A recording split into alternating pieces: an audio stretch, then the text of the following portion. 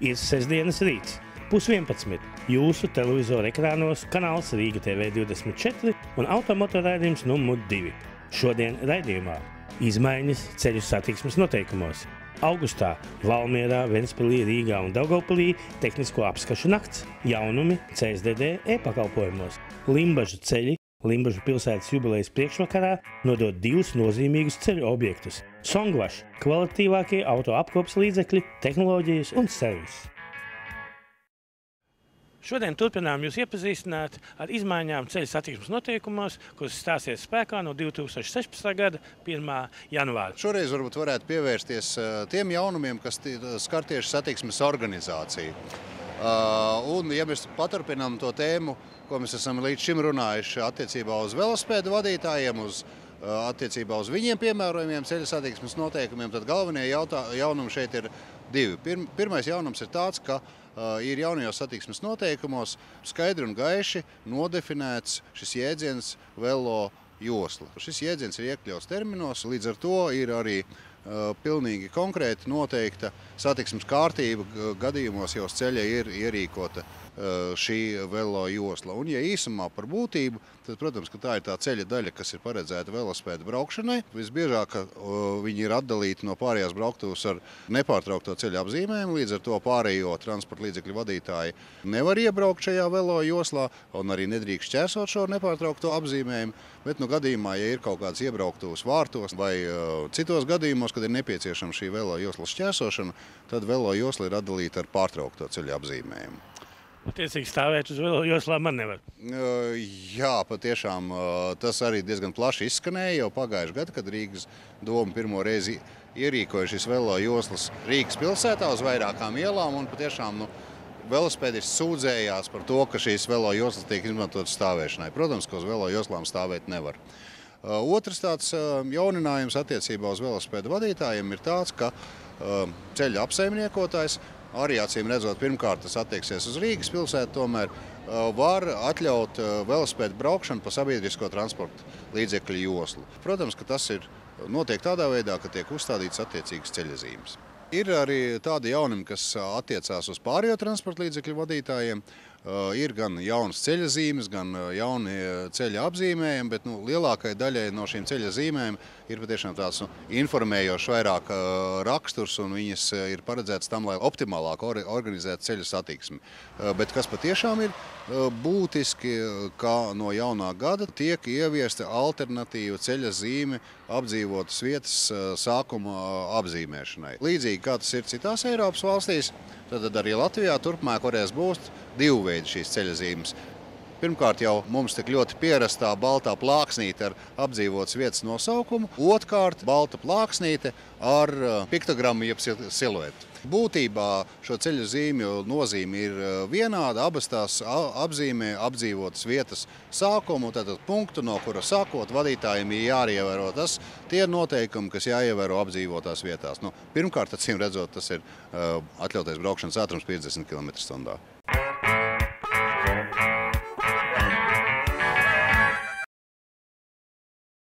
Aiziet, viss. Ātrāk. Šeit. Jā. Man tas ir jāizdara. Jā. Jūs, vecās desas!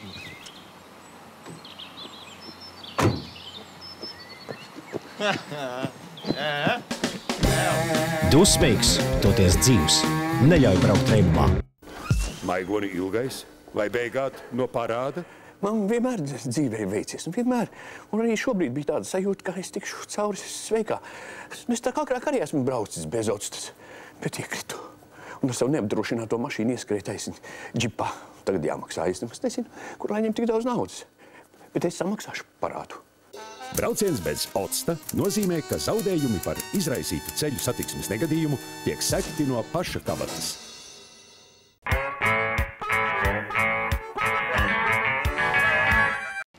Šodien Valmierā mēs sākam ikgadējo tehniskās apskates nakts maratonu visā Latvijā, līdzīgi tāpat kā pērn. Pagājušajā gadā mums notika gan Vidzemē, gan Kurzemē, gan Latgalē, gan arī Rīgā. Un līdzīgi arī šogad Vidzemē notiks Valmierā šodien, tātad no 19.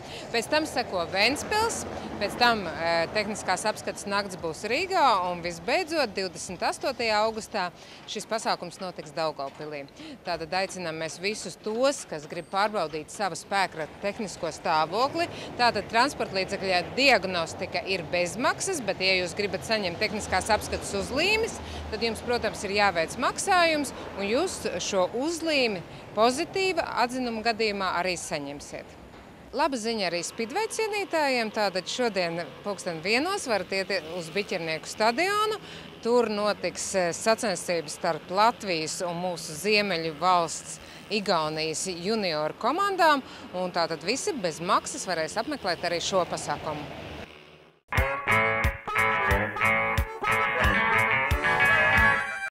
Kā jūs domājat, ar ko īpaši lepni ir CSDD? Bez šaubām, ar saviem e-pakalpojumiem. Jo cilvēkiem, klientiem tas ir ļoti izdevīgi un arī informāciju glabāt un apkopot ir vienkāršāk. Kārtējais jaunais e-pakalpojums. Jā, protams, savā attīstībā nevar apstāties un esam radījuši jaunu e-pakalpojumu. 21. gadsimts, kad jau pildspalvu reti rokā paņemam un tādēļ arī autoskolu kursantiem un pasniedzējiem esam atraduši veidu, kā padarīt dzīvi vieglāk. Pirmkārt, tas ir autoskolu pasniedzēji var sekot līdzi savam nodarbības sarakstam, praktiskās braukšanas nodarbībām, nav vairs pašiem jāpieraksta visas šīs lietas, kad kur notiks kāda nodarbība. Tāpat arī pēc eksāmena nokārtošanas uzreiz var iepazīties ar protokolu. Vēlreiz apskatīties, kādas ir bijuši šie rezultāti un arī ar šos skaidrojumus. Autoskolu pasniedzēji arī var sekot līdzi gan šīm apmācībām, gan arī sekot līdzi kursantu rezultātiem eksāmenos, kas, es domāju, veidojot šo apmācību procesu, viņiem ir diezgan svarīga šī atgriezeniskā saite, kā tad eksāmenā ir gājis kursantam, ko viņš ir apmācījis. Un, protams, nedomājam apstāties, ir jau domas un idejas, kā arī vēl tālāk attīstīt, kad nākotnē tie autovadītāji pasniedzēji, tieši tie kursanti, kas pie viņa mācījušies, viņš redzēs arī eksāmenu protokolu, kur varēs saprast tieši kādas konkrētas kļūdas ir bijušas konkrētajam pretendentam, kurš kārtojas eksāmenu. Ja es pareizi saprotu, šis e-pakalpojums ir bezmaksas. Jā, protams, visi e-pakalpojumi bez maksas. Šo visu var iet un skatīties e-pakalpojumies sadaļā vadītāju kvalifikāciju. Tur šo te pakalpojumu kļūst ar vien vairāk un katrs var izvēlēties sev nepieciešamo. Atgriežoties pie e-pakalpojumu pirmsākumiem, es domāju, ka pats ērtākais un visplašāk izmantotais ir atgādinājums par to, kad ir jāiet tehniskā apskata, tātad 10 dienas iepriekš un konkrētajā dienā. Vai pats plašākais pasākums nebija tā vienas atļauja? Jā, tie ir tie paši populārākie pakalpojumi, kas ir vienas dienas atļauja, un šie atgādinājumi tiešām ir ļoti ērti, un pa laikam nāks dzirdēt labas vārdas no cilvēkiem, kad ikdienas steigā, protams, daudzas lietas aizmirstās, un tas, ka tu saņēmi atgādinājumu, ka tev beigsies vadītāja apliecība termiņš, medicīniskās izziņas termiņš, tas ir tāds, kas cilvēkam palīdz organizēt savu dzīvi un padara to patīkamāk. Šajā e-mailā no reģistra jūs saņemat arī zinām summu un konkrēti par kādiem punktiem, cik kas būs jāmaksā. Jā, protams, arī visas šīs summas var redzēt, un otrs arī šīs lietas, piemēram, ir iespēja tāda, radara stacionārie jau darbojās kādu laiku, cilvēki var pieteikties, lai viņiem nav jāiet uz pastu pēc ierakstītas vēstules, ka ir iespēja e-pakalpojumos pieteiktiet, ja kādreiz kādu reizi fotoradars jūs pamana, tad šo te sveicienu viņi var saņemt arī elektroniski. Īpaši, ja pamanu pārkāpjot ātrumu, tā kā pieteikties uz, ja jūs pats jūtat, kad jūs varat tad arī pārkāpjat ātrumu, tad labāk piesakieties CSDD pakalpojumos, iekonomēsiet, kā teica aizporkungs, iešana uz pastu pēc ierakstītās vēstules. Jā, arī e-pakalpojumos līdzās citiem maksājumiem ļoti ērti ir šī maksāšana par tehnisko apskati. CSDD pakalpojumos samaksājot par tehnisko apskati, ierodoties apskates vietā, jūs saņemsiet īpašu kārtas numuriņu, kad jūs varēsiet ierasties pie kases bez rindas un saņemt šo izdruku, lai brauktu uz tehniskās apskates līniju. Un, ja grib vēl lustīgāk, tad var pieteikties pa telefonu Šobrīd ne pilnīgi visās tehniskās apskates stacijās, bet to arī var apstīties CSDD mājaslapā, kurās ir iespējams pieteikties pa telefonu un braukt konkrētā stundā uz tehnisko apskati.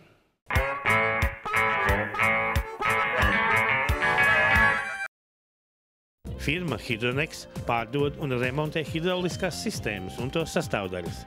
Projektē, uzstāda un veic servisu. Firmai Hydronex ir 3 tirdzniecības un servisa centri – Rīgā Skandu ielā 13, Aizkrauklē, Enerģētiķu ielā 15A un Krustpils pagasta Asnātos. Servisu centros izgatavo hidrauliskās šļūtenes, kā arī var iegādāties hidraulisko sistēmu sastāvdaļas un eļļu. Darba laiks no 8 līdz 18, nepieciešamības gadījumā iespējams 24 stundu servis. Firma Hydronex. Autodarbnīca ar vairāk kā 20 gadu pieredzi, Rolis servis, Čiekurkalna 2. līnijā 41, atgūst neatkarību un atgādina: mēs iedziļināsimies jūsu auto problēmās un piedāvāsim saprātīgāko risinājumu.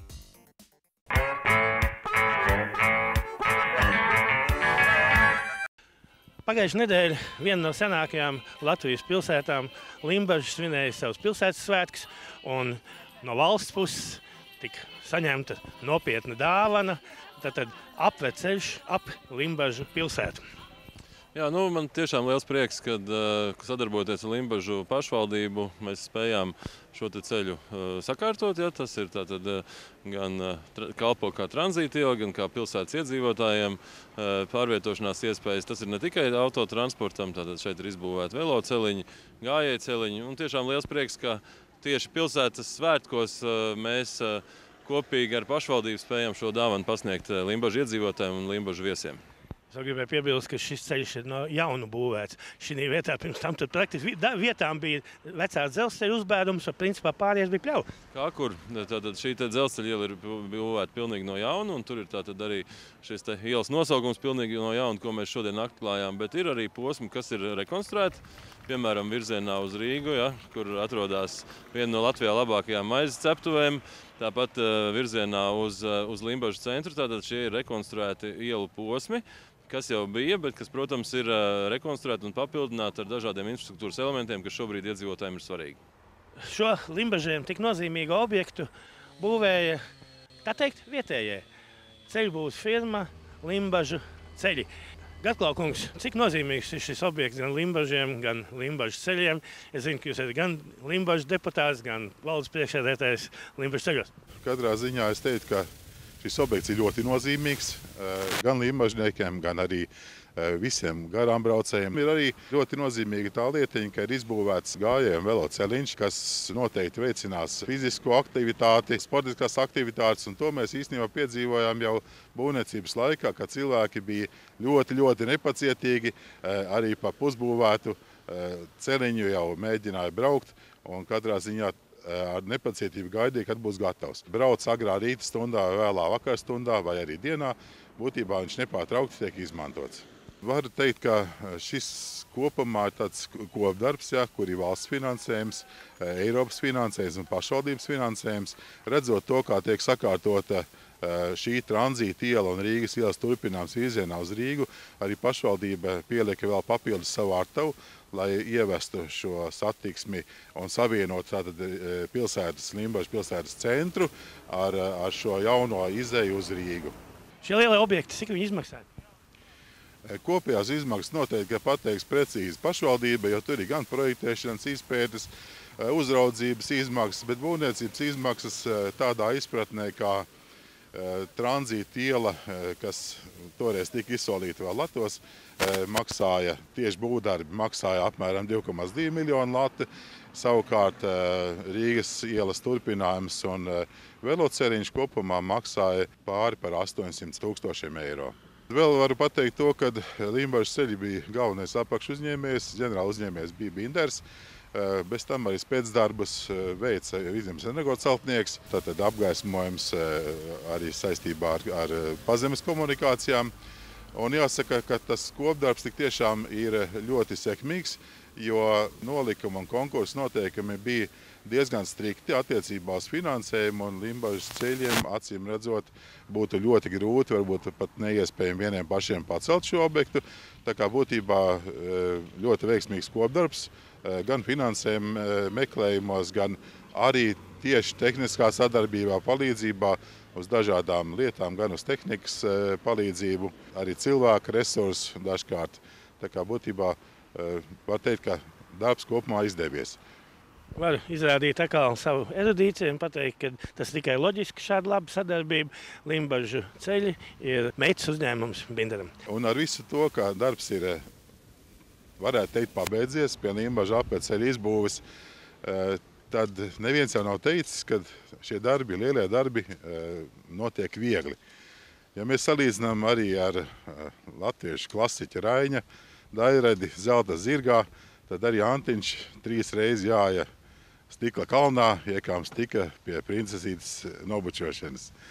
Un atskatāmies vēsturē, tad 80. gadu otrajā pusē jau iesākās Limbažu apceļa būve, protams, pa citu vietu. Tad vēl aktīvs bija dzelzceļš, un svarīgākais virziens bija virzienā uz Rīgu un no Rīgas. Tajā laikā atceramies, ka tika pateikts ne Rīgas metro, tika pateikts ne Daugavpils Hesam, un tāpat tika pārtraukts jau iesāktais darbs pie Limbažu apceļa būvniecības, ko toreiz veica Saulkrastu ceļu būves rajons. Diezgan daudz darba tika izdarīts. Protams, ka viņš pilnībā nav pazudis, bet viņš netiek izmantots tā, kā tas bija domāts. Viņš kalpo kā vietējais, pat stipri vietējais lokālās rakstura nozīmes ceļš. Savukārt otrais etaps bija šis posms no Jūras ielas līdz Alojas ceļam, tad pa Krišāna Barona ielu, kas tika iesākts 2005. un 2006. gadā nobeigts.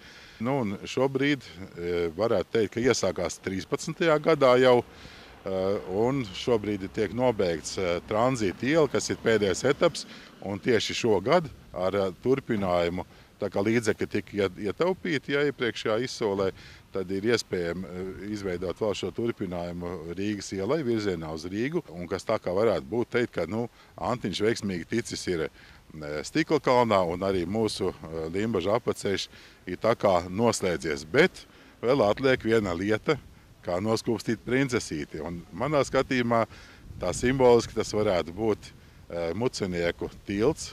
Tas ir bijušā dzelzceļa esošais dzelzs tilts, kas ar savu augstumu ierobežo brīvu satiksmi uz Rīgu lielajām kravas un arī tranzīta mašīnām. Izbraukt var ļoti, ļoti, ļoti gudri, tikai pārkāpjot satiksmes noteikumus, jo arī zīme liecina, ka augstuma ierobežojums ir 3,8 metri, tā kā tas mums ir ierobežojums. Un atliek tikai novēlēt, lai kopā visiem, gan lēmējvarai, gan darītājiem, gan arī visiem limbažniekam kopumā, izdotos atrisināt šo tilta problēmu. Es varētu jums ieteikt, otrais vēl var nobučot to princesīti. Uztaisīt beidzamos 10 km līdz Dočiem ar asfaltu, lai būtu vēl trešā melnā artērija, pa kuru ļaužiem braukt uz Rīgu. Tas, protams, būtu ļoti eleganti, un varbūt valstiski tas ceļš nešķiet tik ļoti, ļoti strateģiski vajadzīgs, bet ja mēs rēķinām to, ka slēgtais dzelzceļš, kas kādreiz nāca uz Limbažiem, ļoti, ļoti slikti negatīvi ietekmēja aktivitātes visā šā dzelzceļa pieguļojušās teritorijās. Un savā laikā jau tika arī valstiski solīts, ka šis ceļš būs kā slēgto dzelzceļa programmas paralēlais risinājums, lai tā tad nenoliktu tādai ilglaicīgai stagnācijai šīs teritorijas, tad šobrīd jau kaut kas notiek. Un ir ceļam piešķirts ir reģionālās nozīmes status, un pamazām tiek darīts, ir veikts arī skiču projekts, un ir plānos, tomēr, kad notiks projektēšana un būvniecība. Bet tas ir varbūt samērā dažu gadu uz priekšu jautājums. Mums bija tā laime darboties Limbažu apceļa būvobjektā, var teikt, no tā brīža, kad tika iedūta pirmā lāpstu. Un mūsu arhīvos, kas glabājās pilns procesa atainojums. Mēs esam parādījuši, pierādījuši un vēlreiz apliecinājuši to, ka mūsu pašražotie būvmateriāli, tā skaitā asfalts, ir ļoti labas kvalitātes, saražots labās iekārtās, un to mēs esam ražojuši Limbažas ceļa asfaltbetona rūpnīcā, kas atrodas Valmierā. Ļoti esmu apmierināts par iegūto rezultātu, un tas tikai tāds apliecinājums, ka ar nopietnām lietām var izdarīt nopietnus darbus. Un kā jau tas parasti gadās, jubilejas nebeidz stāties. Limbažiem šogad tik lielā 792. jubileja, bet nākamgad jubileja Limbažas ceļiem. Un cik tad? Nākamgad izpildās tieši 25 gadi Limbažas ceļiem kopš dibināšanas brīža, gan de facto, gan de jure.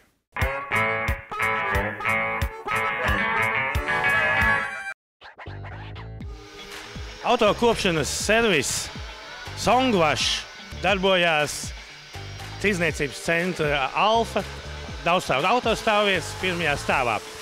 Šobrīd Songwash ir nākuši klajā ar kādu jaunu, bet ļoti vērtīgu pakalpojumu, kam it sevišķi tiem auto īpašniekiem, kur mīl savas automašīnas, pēc iespējas ilgāk uzturēt tādā skatā, kā tās ir jaunas. Kas tā ir par jaunu tehnoloģiju? Tātad firma Songwash piedāvā jaunu produktu, nanokeramikas virsbūves lakas aizsardzības pārklājumu, kas aizsargās jūsu auto vismaz 12 mēnešu garumā. Kur ir šī procesa būtība un cik ilgi izņem laiku? Process ir diezgan garš, jāatstāja mašīna ir uz veselu diennakti, jo mašīnas virsbūve ir jātīra no sāls, darbas, metāla, kas var būt gan uz jaunām, gan uz vecām mašīnām. Viņa tiek ataukota. Kad mašīna ir nomazgāta, mēs arī ar speciāliem līdzekļiem pirms pulēšanas apstrādājam virsbūvi, noņemot nost netīrums, kas nav ar aci redzami. Tāda kā plastelīna pikucīši pieliek atlikušie netīrumi. Jā, tieši tā ir plastelīniņš, pie kura pielīp visi neredzamie, kas tikai ar roku sajūtamie netīrumi. Tad viņa tiek pulēta un tikai tad tiek uzklāts nanokeramikas aizsarga līdzeklis. Ja mēs iedomājamies krāsu, viņa nekad nav gluda, vienmēr ir kāds skrāpējumi vai kas, tad tiek pa priekšu pilnīgi viss nomazgāts nost, un pēc tam tikai tad tiek uzklāts šie 1 mikrona, vai cik biezumā? Jā, šī karta ir no 0,5 līdz 1 mikronam. Tas atkarība, cik kārtā sliek, tas atkarīgs no virsbūves tipa un cik smagā stāvoklī ir ielaista mašīna. Ja es pareizi saprotu, tad arī šis tehniskais jaunums faktiski būtu jālieto jau jaunai mašīnai virsū, un tad ir iespējas arvien ilgāk viņu saglabāt. Jā, mēs rekomendējam tieši jaunas mašīnas jau apstrādāt ar šo nanokeramikas aizsargātu, lai saglabātu mašīnas esošo stāvokli vismaz 12 mēnešu garumā. Es skatījos, ka jūs vēl klājāt visu kādu ķīmiju, kas atgrūda pilnībā ar ūdeni vēl. Tā teikt, darīt to pašu efektu, ko šī nano pārklājuma. Jā, pēc šī keramikas pārklājuma tiek apstrādāta automašīna ar hidro aizsargu vasku, kas atgrūž ūdeni vismaz uz 5 mazgāšanā. Bet var viņi arī iegādāties pie mums arī, netaisot nanokeramikas pārklājumu. Cik bieži ir jāatjauno šīs hidro vasks? Hidrovasku mēs rekomendējam atjaunot reiz 2 mēnešos, lai atjaunotu ūdens atgrūšanas efektu un spīdumu. Bet var braukt arī uz citām mazgātuvēm vai tikai pie jums? Var braukt, bet tad mēs negarantējam to kvalitāti. Var braukt, bet tad jāmazgā obligāti bez vaska automašīna. Bet, ja brauks pie mums, tad mēs piedāvājam klientam speciālu mazgāšanu ar speciāli tieši tam paredzētiem materiāliem un veicam arī profilaksi. Vai ir kāds līdzeklis, ko apstrādāt stiklus, lai no viņiem ūdens maksimāli ātri iet prom un netīra? Jā, ir mums arī stiklu apstrāde, stikla keramikas pārklājums, kurš nodrošinās jums ūdens atgrūšanu uz 9 mēnešiem. Tur arī tiek labi nomazgāts stikls, viņš tiek attaukots un tad pārklāts ar nanokeramikas pārklājumu. Praktiski viss sīkās skrambiņas, sitieniņi tiek aizvilkti ciet un rodas praktiski ideāli gluda virsma, pa kuru tad arī šie ūdens pilieni skrien. Jā, tieši tā ir notiek. Un uz lielceļa jums ūdens vienkārši pats skries prom no loga. Pie nosacītā ātruma pat nebūs jāieslēdz logu tīrītāji. Gaidīsim jūs ciemos, autokopšanas servisā Songwash, Tirdzniecības parka Alfa daudzstāvu stāvvietā, 1. stāvā.